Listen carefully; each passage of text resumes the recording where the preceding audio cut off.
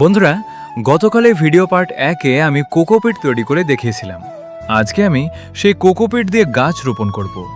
আজকে আমরা কি গাছ রোপণ করব সেইটা দেখার জন্য আপনাদের সম্পূর্ণ ভিডিও দেখতে হবে। তার জন্য আমি একটা বোতল কেটে তার ভিতরে মাটি সংরক্ষণ করতে থাকি। এই কাজটার জন্য আমি আমার ছোট ভাইকে 2 টাকা দিয়ে ভাড়া করি, তাই সে আমাকে মাটি সংরক্ষণ করতে সাহায্য করছে। ক্যামেরাম্যানকে 1 টাকা দিয়ে ভাড়া করছি ভিডিও করার জন্য। মাটি সংরক্ষণ করার পরে আমি কোকোপিটগুলো মাটির সাথে মিশিয়ে নেই। এখানে আমি মাটি, কোকোপিট সবকিছু একসাথে মিক্স করতে থাকি।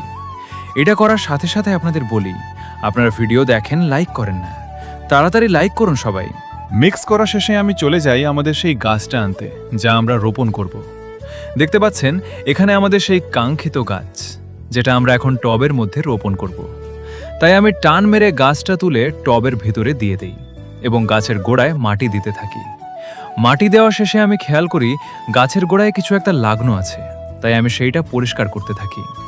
আপনারা দেখতে পাচ্ছেন গাছের গোড়ায় আরও 2টা কাণ্ড আছে, তাই আমি পার্ট 3-এ গাছটা বনসই করব এবং গাছটাকে সুন্দর একটা শেপ দিব। তো আপনার পরবর্তী ভিডিও এর জন্য অপেক্ষা করুন। আজকের ভিডিও এখানেই শেষ করছি। টাটা।